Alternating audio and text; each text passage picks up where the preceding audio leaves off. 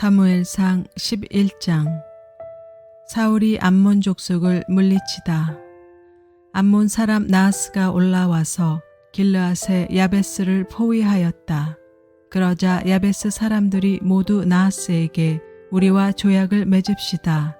우리가 당신을 섬기겠습니다. 하고 제안하였다.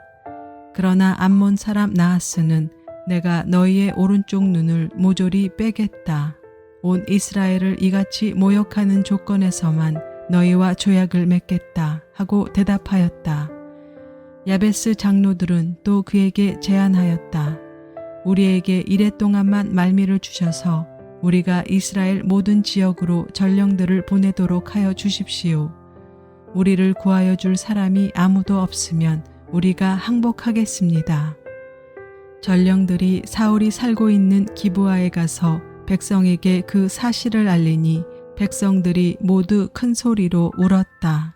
마침 사울이 밭에서 소를 몰고 오다가 무슨 일이 일어났기에 백성이 울고 있느냐고 물었다. 사람들은 야베스에서 온 전령들이 한 말을 그에게 일러주었다. 이 말을 듣고 있을 때 사울에게 하나님의 영이 세차게 내리니 그가 무섭게 분노를 터뜨렸다. 사울은 겨릿소 2마리를 잡아서 여러 토막으로 자른 다음에 그것을 전령들에게 나누어 주고 이스라엘 모든 지역으로 말을 전하라고 보냈다. 누구든지 사울과 사무엘을 따라 나서지 않으면 그 집의 소들도 이런 꼴을 당할 것이다. 주님께서 온 백성을 두려움에 사로잡히게 하시니 모두 하나같이 그를 따라 나섰다. 사울이 그들을 베색에 모으고 수를 세어보니 이스라엘에서 30만 명이 왔고 유다에서 3만 명이 왔다. 기브아 사람들이 야베스에서 온 전령들에게 말하였다. 길르앗의 야베스 사람들에게 가서 내일 햇빛이 뜨겁게 내리쬐을 때쯤에는 구출될 것이라고 전하여라. 전령들이 돌아가서 야베스 사람들에게 소식을 전하니 그들이 모두 기뻐하였다. 그래서 야베스 사람들이 암몬 사람들에게 회답하였다. 우리가 내일 당신들에게 나아가 항복하겠습니다. 그때 가서는 우리에게 하고 싶은 대로 하시오. 다음 날 아침 일찍 사울은 군인들을 세 부대로 나누어 가지고 새벽녘에 적진 한 복판으로 들어가서 날이 한창 뜨거울 때까지 암몬 사람들을 쳐서 죽였다. 살아남은 사람들은 다 흩어져서 2 사람도 함께 있는 일이 없었다. 사무엘이 길갈에서 사울을 왕으로 세우다. 백성이 사무엘에게 와서 말하였다. 사울이 어떻게 우리의 왕이 될 수 있느냐고 떠들던 자들이 누구입니까? 그런 자들을 내주십시오. 우리가 그들을 쳐서 죽이겠습니다. 그러자 사울이 나서서 말하였다. 오늘은 주님께서 이스라엘 백성을 구원하여 주신 날이요. 오늘은 사람을 죽이지 못하오. 사무엘이 백성들에게 말하였다. 우리가 길갈로 가서 사울이 우리의 왕이라는 것을 거기에서 새롭게 선포합시다. 그래서 온 백성이 길갈로 가서 그곳 길갈에 계시는 주님 앞에서 사울을 왕으로 세웠다. 그들은 거기에서 짐승을 잡아서 주님께 화목제물로 바쳤다. 거기에서 사울과 모든 이스라엘 사람들이 함께 크게 기뻐하였다. 사무엘상 12장. 사무엘의 고별사. 사무엘이 온 이스라엘 백성에게 말하였다. 나는 당신들이 나에게 요청한 것을 다 들어주어서 백성을 다스릴 왕을 세웠습니다. 그러니 이제부터는 왕이 백성들을 인도할 것입니다. 나는 이제 늙어서 머리가 희게 되었고 나의 아들들이 이렇게 당신들과 함께 있습니다. 나는 젊어서부터 오늘까지 당신들을 지도하여 왔습니다. 내가 여기 있으니 주님 앞에서 그리고 주님께서 기름 부어 세우신 왕 앞에서 나를 고발할 일이 있으면 하십시오. 내가 누구의 소를 빼앗은 일이 있습니까? 내가 누구의 나귀를 빼앗은 일이 있습니까? 내가 누구를 속인 일이 있습니까? 누구를 억압한 일이 있습니까? 내가 누구한테서 뇌물을 받고 눈 감아준 일이 있습니까? 그런 일이 있다면 나를 고발하십시오. 내가 당신들에게 갚겠습니다. 이스라엘 백성이 대답하였다. 우리를 속이시거나 억압하신 적이 없습니다. 누구에게서든지 무엇 하나 빼앗으신 적도 없습니다. 사무엘이 그들에게 말하였다. 당신들이 나에게서 아무런 잘못도 찾지 못한 것에 대하여 오늘 주님께서 증인이 되셨고 주님께서 기름 부어 세우신 왕도 증인이 되셨습니다. 그러자 온 백성이 그렇습니다. 주님께서 우리의 증인이 되셨습니다. 하고 대답하였다. 사무엘이 백성에게 말하였다. 모세와 아론을 세우시고 당신들의 조상을 이집트 땅에서 데리고 올라오신 분이 바로 주님이십니다. 그러니 그대로 서 있으십시오. 내가 주님께서 당신들과 당신들의 조상을 구원하려고 하신 그 의로운 일을 주님 앞에서 증거로 제시하고자 합니다. 야곱이 가족을 데리고 이집트로 내려간 다음에 이집트 사람들이 야곱의 가족을 억압할 때 그들은 주님께 매달려 살려달라고 부르짖었습니다. 그래서 주님께서는 모세와 아론을 보내셨고 조상을 이집트에서 인도해내셨고 그들을 이 땅에 정착시키셨습니다. 그런데도 백성은 주 그들의 하나님을 잊어버리고 말았습니다. 그래서 주님께서는 조상들을 블레셋 사람과 모압 왕과 하솔 왕 야빈의 군 사령관인 시스라에게 넘기시고 우리 조상들을 쳐서 정복하게 하셨습니다. 조상들은 주님께 살려달라고 부르짖으면서 우리는 주님을 버리고 바알 신들과 아스타롯 여신들을 섬기는 죄를 지었습니다. 이제 원수들에게서 우리를 건져주시기 바랍니다. 그러면 우리가 주님만을 섬기겠습니다. 하고 호소하였습니다. 주님께서 이 호소를 들으시고 여룻바알과 베단과 입다와 나 사무엘을 보내셔서 사방으로 애워싼 원수들에게서 우리를 건져주셔서 안전하게 살 수 있도록 하셨습니다.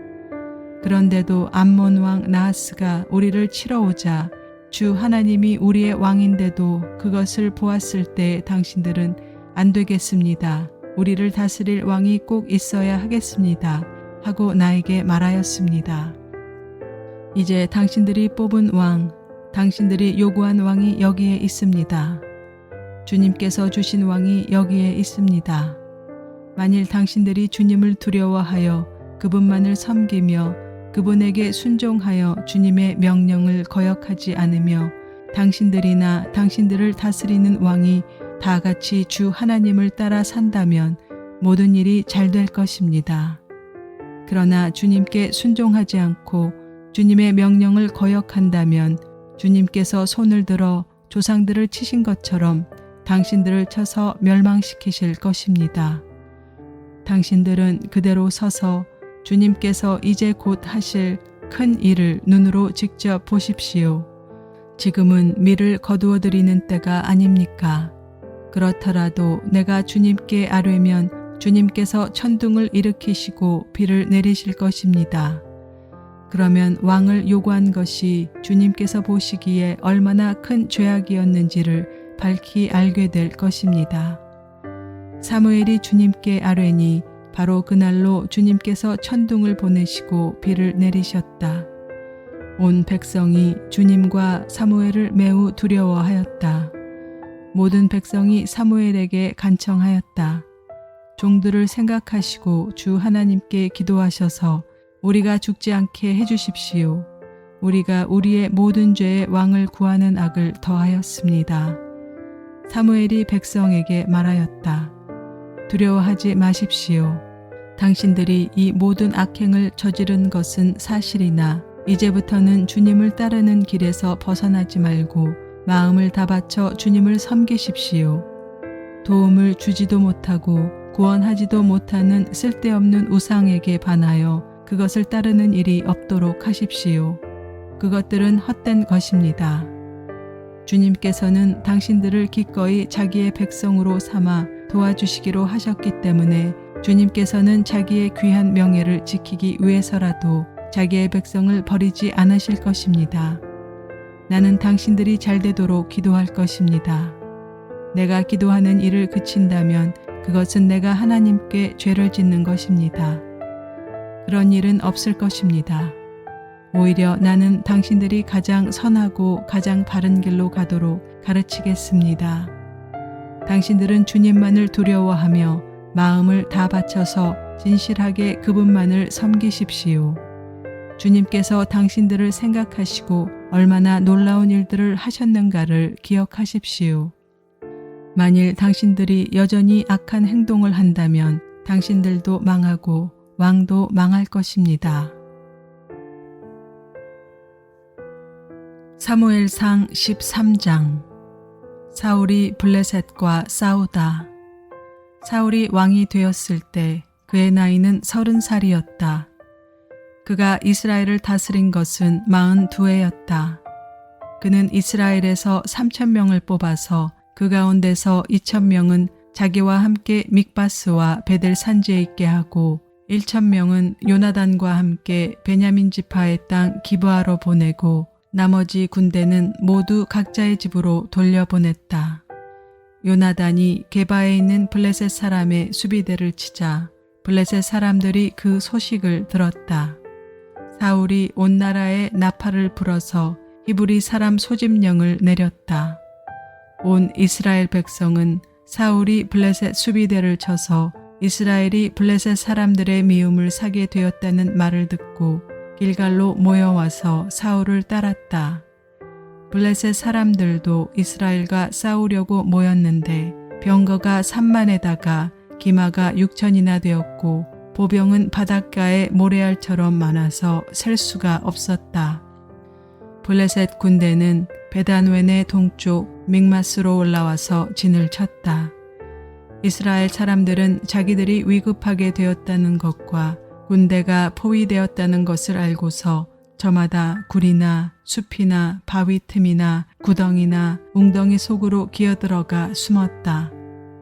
히브리 사람들 가운데서 더러는 요단강을 건너 갓과 길랏 지역으로 달아났다.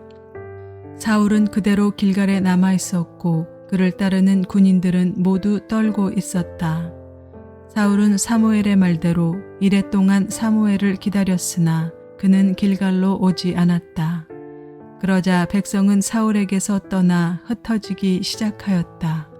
사울은 사람들을 시켜 번제물과 화목제물을 가지고 오라고 한 다음에 자신이 직접 번제를 올렸다.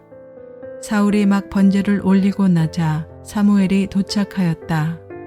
사울이 나가 그를 맞으며 인사를 드리니 사무엘이 꾸짖었다. 임금님이 어찌하여 이런 일을 하십니까? 사울이 대답하였다. 백성은 나에게서 떠나 흩어지고 제사장께서는 약속한 날짜에 오시지도 않고 블레셋 사람은 믹마스에 모여들고 있었습니다.